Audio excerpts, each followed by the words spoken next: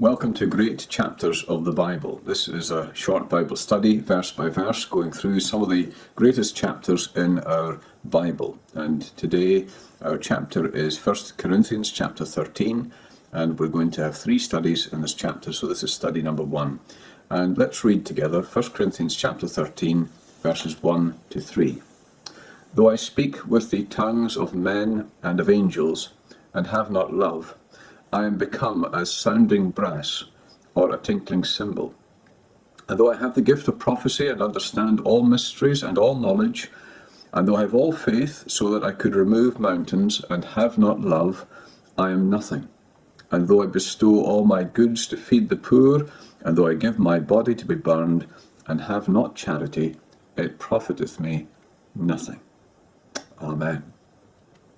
Just before we look at these verses in detail, I want to just say something about the subject and the setting of this chapter. The subject is love, and it's not any kind of love. There are many different words for love used in the Bible, and this is a word, a Greek word, agape, which really was coined by Bible writers. We don't find it in classical Greek works of that time. It seems to be a word that New Testament writers were led to use to express a kind of love which perhaps was unique and different and not known at that time. What does it mean, this agape love? Well, it's been described as love that is predominantly associated with the will. Of course, it involves the emotions, it involves sentiment, but it has the idea of a settled disposition towards somebody that I will always seek their good and their welfare and their well-being. It's not the idea that I see something lovely in this person and I respond to it. It's not the idea that I'm somehow just emotionally attracted to this person.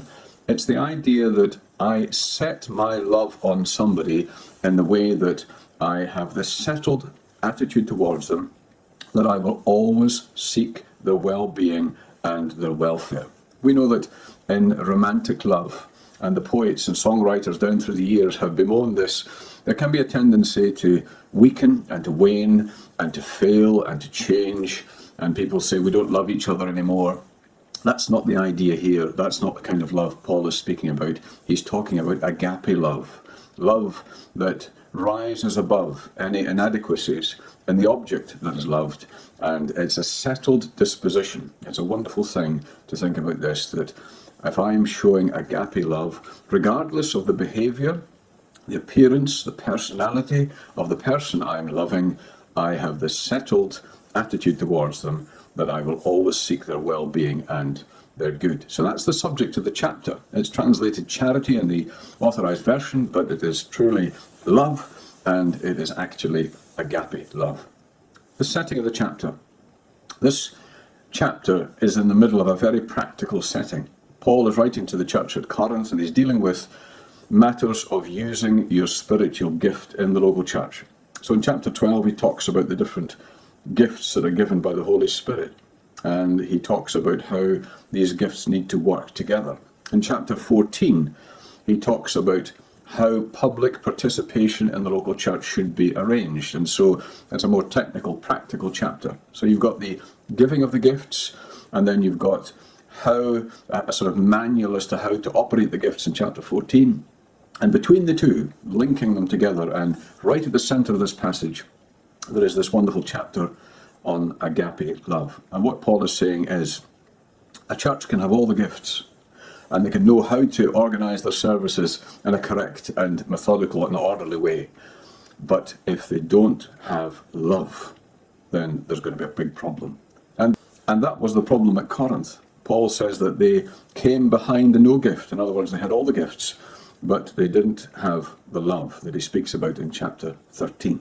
So that's the setting. Somebody has said that the gifts in the local church, it's like some wonderful machine that is working together, but unless there is the lubricating oil of love constantly flowing through it, then that machine will grind to a halt. Probably a better illustration is the illustration that is used in this passage of the body. And so the local church acts like a body with all the members having their own function and so on. And there's a uniting principle, a principle that means that my body works my hand works to help my head, and so on. They're all working together for the united benefit. And that's the idea of chapter 13. So having said that, let's look at the 3 verses we've read today. The chapter as a whole divides into 3. We're going to have 3 studies. First of all, verses 1 to 3, it's the necessity of love. Then from verse 4 down to verse 7, it's the quality of love. And then verse 8 to the end of the chapter, it's the permanency of love. And so we're going to think about these 3 things: the necessity of love, the quality of love, the permanency of love. We're thinking today of the necessity of love. So in this section, 3 verses, Paul mentions 5 things which naturally impress us. Look at these. First of all, in verse 1, he says, "Though I speak with the tongues of men and of angels." Now, he is talking here about eloquence. And at Corinth, they put a great importance on eloquence. They weren't too impressed by Paul because they thought he wasn't too eloquent. And he wasn't a classical speaker in the way that they were used to. They valued somebody who could stand up and with ringing phrases and classical allusions, they could keep an audience spellbound, and that was something that really impressed them. So Paul talks about eloquence. And then he talks in verse 2 about intelligence. "Though I have the gift of prophecy and understand all mysteries and all knowledge." And so he's talking about somebody who has not only got natural intelligence, but spiritual intelligence. So here is someone who is very clever, and not just clever naturally, but they have an understanding of the Bible, an understanding of doctrine, of teaching, of mysteries, of prophecy. And that was something that impressed people, as it does still today.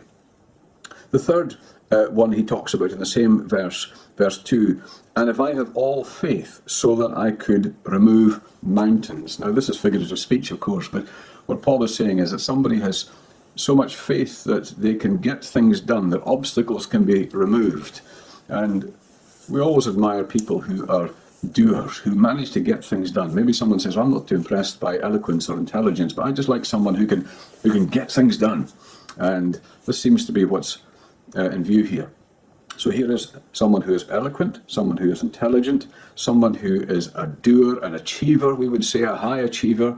And then fourthly, he said, "Though I give all my goods to feed the poor."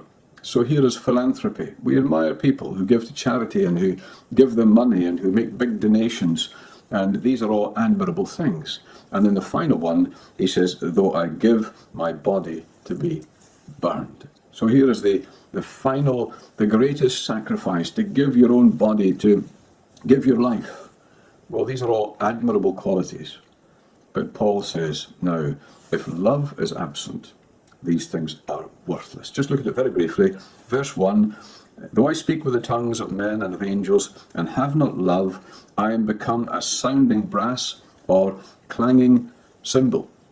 Now the Corinthians were quite familiar with this because the city of Corinth was famous for its brass foundries, and there was a constant clanging and banging. It drove the inhabitants mad. And they were used as well to pagan processions through the city where they would be clanging cymbals and just making a racket, and it just meant nothing. And Paul says, now, if I'm eloquent and can keep audiences spellbound, but I have not love, it's just an empty noise. That's all it is. And then the second one, if I have the gift of prophecy and understand all mysteries and all knowledge, and though I have all faith, this is the third one, that I could remove mountains, and have not love, I am nothing.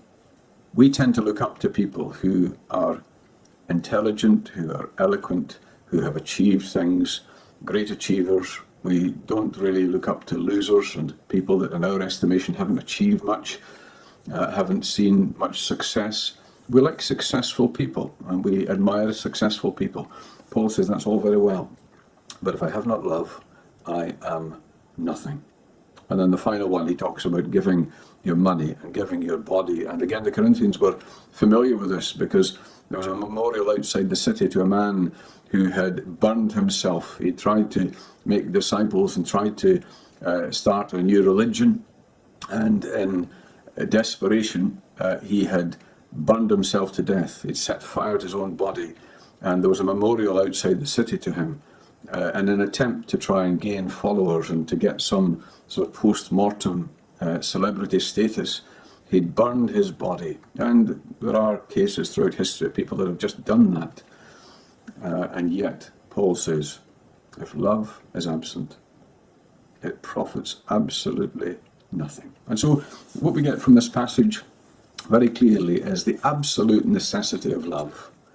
That I can be involved in great works, I can be intelligent, I can be eloquent, I can be an active achiever, and yet if love is absent, if this agape love is not at the root of everything I do, then it is absolutely a big round O. It is worthless, it is empty. I find these words very challenging. In Christian circles, we sometimes have a tendency to admire these very things that Paul is speaking about here. But we need to be very careful, because if love is absent, totally worthless. Well, we end our study here today by thinking about this. This makes me feel quite inadequate. This makes me feel my failure. This makes me search my own motives, and I feel how much I've failed.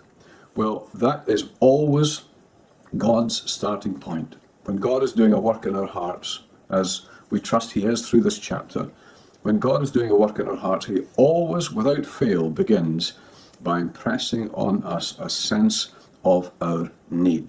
So if you're listening to this, thinking, I feel the challenge of these verses, and I feel my own need of this great agape love to be the center and the spring of everything I do, if you feel challenged by that, take heart. That's the beginning of a work of God in our hearts. Let us ask God for the grace and the strength and the power by the Holy Spirit to demonstrate the love of Christ. Let us yield ourselves to the Holy Spirit so that the love of Christ can be shown through us, and to remember the absolute necessity of agape love.